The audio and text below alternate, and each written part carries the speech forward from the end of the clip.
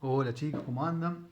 Este es un video explicativo que les estoy preparando a ustedes, todos los chicos de cuarto año, para explicar un poco o profundizar un poco más sobre el tema que estuvimos trabajando la semana pasada, que es la globalización.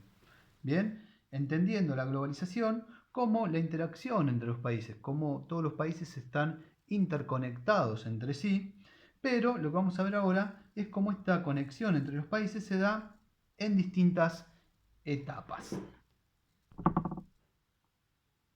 Bien, si bien en el video anterior que vimos la semana pasada menciona que la globalización comienza a partir de la década del 70, nosotros vamos a situarla a partir de 1815 y 1871.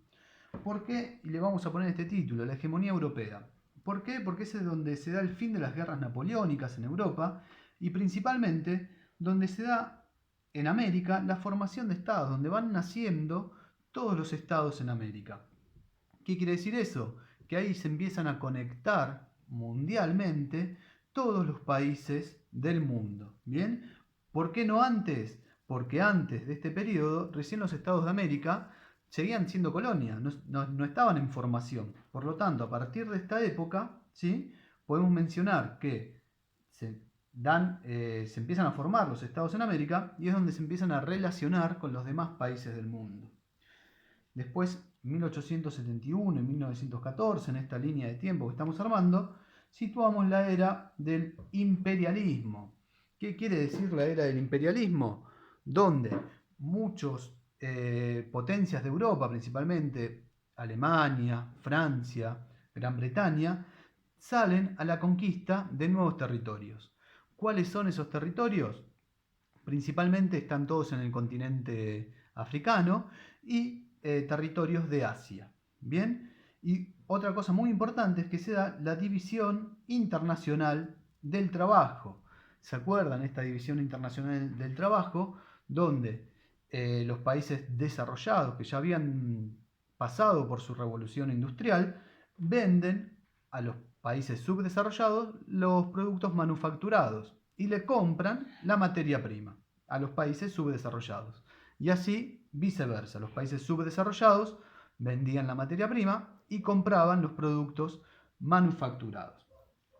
En otro tercer periodo lo podemos situar de 1914 a 1945, denominado el periodo de las guerras mundiales, donde hay muchos países involucrados y donde cambia principalmente esta división internacional del trabajo. ¿Por qué? Porque las grandes potencias destinan toda su industria a la industria armamenticia, a la industria de la guerra. ¿Bien? Entonces se rompe un poco esta relación comercial que había entre los países. Y también hay que pensar que para 1930 se dio la crisis de Wall Street, ¿sí? Donde cambia el rol del Estado, donde el Estado liberal pasa a ser mucho más interventor en la economía y está el llamado Estado benefactor, ¿sí? Con las políticas económicas de Keynes principalmente, si alguna vez lo han escuchado nombrar.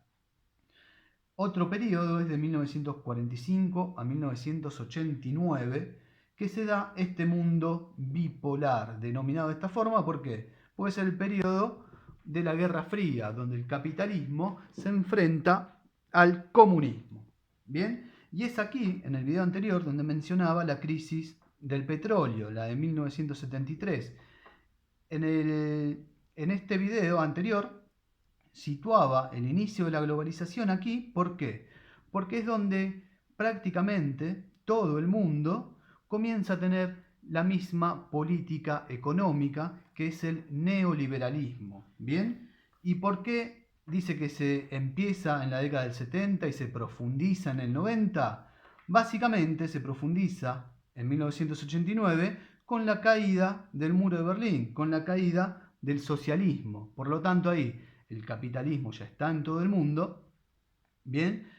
Y básicamente con la misma política económica como es el neoliberalismo.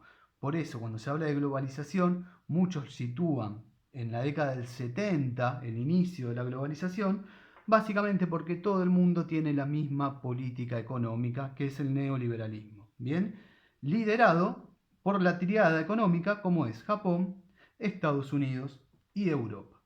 Bien, Después en el video anterior lo que mencionaban, que esta globalización trajo muchas transformaciones y esas transformaciones son analizadas desde distintas dimensiones, como puede ser la dimensión cultural, como puede ser la dimensión tecnológica, como puede ser la dimensión económica y por último la dimensión política.